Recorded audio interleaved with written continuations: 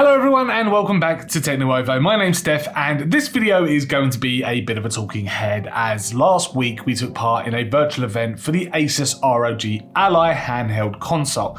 Now the Ally has already been announced. We know that, we've seen a few things online already, but Asus ROG showed off some pretty impressive specifications with their new handheld console. And that's something that we wanted to make a video about today and just talk about what ROG has to offer and also compare it to the Steam Deck, as you know, because it's probably the most notable handheld so far out there for PC gaming. So the most impressive thing that stood out to me with the new ROG Ally was its specification and what's driving the device itself. Now inside you can expect to find an AMD Z1 series CPU. The exact model number is the 7840U7, which is part of AMD's Zen 4 architecture and is also running RDNA 3 graphics. Now comparing that to the Steam Deck, you'll find that Valve is using a lesser processor running AMD's Zen 2 CPU architecture with RDNA 2 graphics.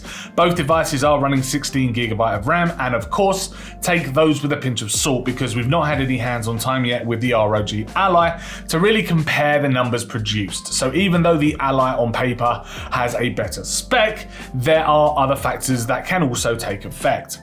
Like, for example, the Steam Deck is running a version of Steam OS 3.0, which at its core is a Linux operating system, which we already know is a pretty lenient operating system when it comes to performance draw, and with my experience so far with the Steam Deck, it does work really well. In comparison though, the ROG Ally is running Windows 11 right off the bat. Now again, this may not be an issue when it comes down to its power draw and the battery, but it's interesting to see as Windows could require more power to run depending on background tasks taking place. And this in the long run could affect the battery life of the device between charges. Valve also do offer users different options to limit wattage or power within the performance menu to really extend that battery life as well, like limiting wattage, limiting frame rate, turning on FSR for example. And Windows right now do offer very limited options when it comes to power saving. Steam OS is also a very light storefront and it's an extremely convenient system which is easy to navigate on a handheld, and being Steam, the access to the biggest game store in the world right now is a definite bonus.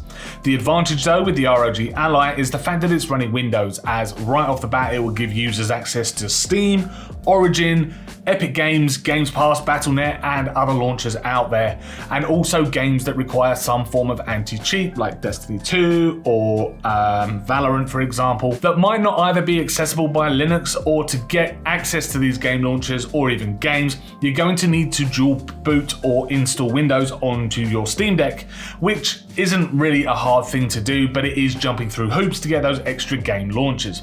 But Asus does have a lot of work to do to keep that battery life at a decent number of hours. They've got their command center, which has options to change the operating mode, but it's too early to tell if that is really going to have any real life impact. The Steam Deck will last a few hours, so maybe 2 or 3, maybe even 4 hours if the CPU and GPU aren't being pushed at all, depending on the demand of the game that you're playing. So if Asus can match that, that is a very good start. But if Windows becomes too much of a power hog, then Valve's Steam Deck may be the ultimate winner here, especially for those who really want a portable experience and not using docking stations. It'll be the better handheld option to go with. With Windows potentially being a big power draw, the ROG Ally also has a superior screen, coming in at 1920 by 1080 at 120Hz at 500 nits of brightness, while the Steam Deck is sitting at 1280 by 800 at 60Hz at 400 nits of brightness. Now the Steam Deck does have an impressive screen. I've always found it absolutely fine for the types of games that I've played, being things like Hollow Knight, Maneater, or games from the Sega Classic Collection like Echo the Dolphin. Nothing really too taxing. Now on paper, the ROG Ally has a far superior screen, but the caveat to that is the hit to the battery performance that the ROG Ally may have. Now furthermore, the Ally to hit that resolution and refresh rate is going to have to work that much harder, which while it has a superior chip and graphics performance, may still not be enough to fully run a game at 1080p at a constant 120Hz. But finally, the big elephant in in the room, and something that I believe will either make or break the ROG Ally is the price. The Steam Deck's 512GB variant, which matches the Ally the closest when it comes to storage capacity, is currently priced at £599. This ROG Ally handheld has got to match that at the very least, but in an ideal world, they're going to want to beat it to swing the favour and steal consumers their way.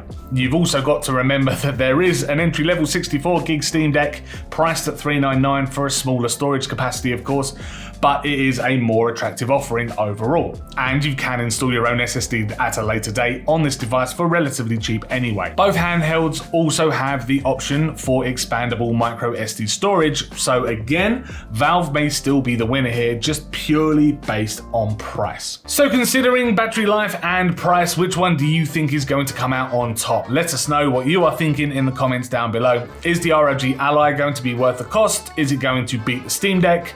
It's got some pretty tasty specs after all, but who knows? Let us know what you think in the comments.